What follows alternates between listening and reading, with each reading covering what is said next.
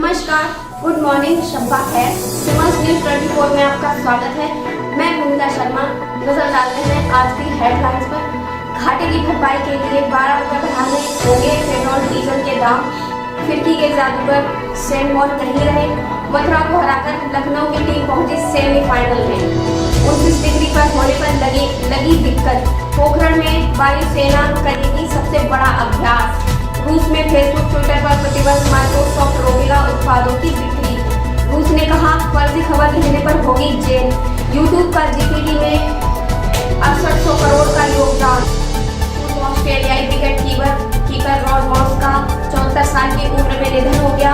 कुछ दिन पहले क्वींसलैंड राज्य के कार्यक्रम के दौरान दिल का दौरा पड़ा था और एडिलेड के अस्पताल में भर्ती थे। ऑस्ट्रेलिया के हॉल ऑफ फेम शुक्रवार को उनके निधन की जानकारी दी है। उन्होंने 1970 से 1984 के बीच ऑस्ट्रेलिया के लिए 96 टेस्ट मैच और 92 वनडे अंतर्राष्ट्रीय मैच खेले थे। एटा के 83 और कासगंज के 77 शिक्षक होंगे बहाल। सुप्रीम कोर्ट के आदेश पर एटा जिले के 83 शिक्षक बहाल किए जाएंगे। ये सभी डॉक्टर भीमराव अम्बेडकर विश्वविद्यालय आगरा की वर्ष 2005 की फर्जी बीएड डिग्री के मामले में एसआईटी की जांच पर वह बर्खास्त किए गए थे। कोर्ट के आदेश के बाद शासन ने उन्हें बहाल करने के निर्देश जारी किए हैं। वहीं कासगंज जिले के बर्खास्त 77 जिलों को भी राहत मिली है। एक दिन में 3,772 आए। अब तक 20,000 भारत स्वदेश लौटे। यूक्रेन में फंसे 20,000 से अधिक भारतीय सुरक्षित घर लौट आए हैं। अगले 24 घंटे में 16 और उड़ानें रवाना होंगी। इनमें वायुसेना का C-70 ग्लोबमास्टर भी शामिल है। शुक्रवार को 14 नागरिक व 3 वायुसेना की उड़ानों से 3,772 लोग वापस लौटे। फिरकी के जादूगर के सेनमोन नहीं रहे। क्रिकेट के सर्वकालीन महान स्पिनर सेनमोन का 52 साल की उम्र थाईलैंड में निधन हो गया। सेनमोन के महज 7 प्रथम मैच श्रेणी खेलने के बाद 1992 में भारत के खिलाफ सिडनी के टेस्ट पर पदार्पण किया था।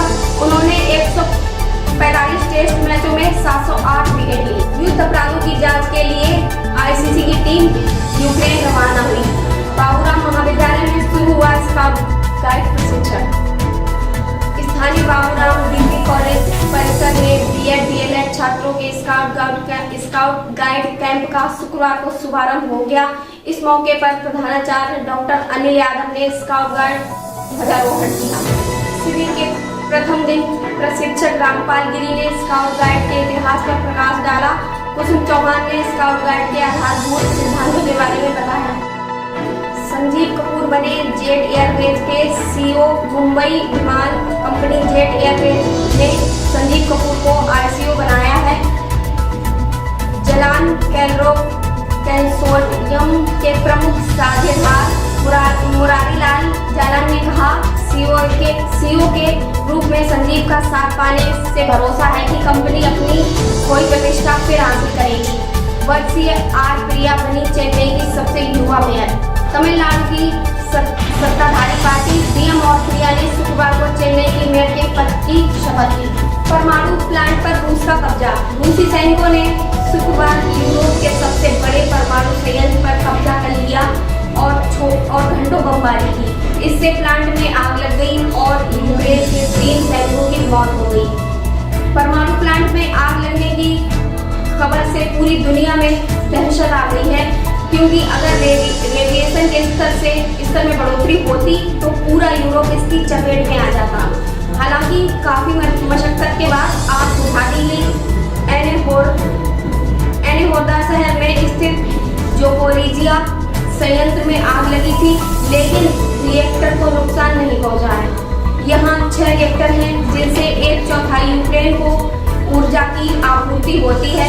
विशेषज्ञों के मुताबिक अगर रिएक्टर में आग लगती तो चेरनोबिल की तरह भयानक परमाणु हादसा होता और वर्षों तक लोगों को इस आपदा का सामना करना पड़ता। 20,000 भारतीयों ने यूक्रेन की सीमा छोड़ी। विदेश मंत्रालय ने कहा है कि अभी तक 20,000 से अधिक भारतीय यूक्रेन की सीमा छोड़ चुके हैं।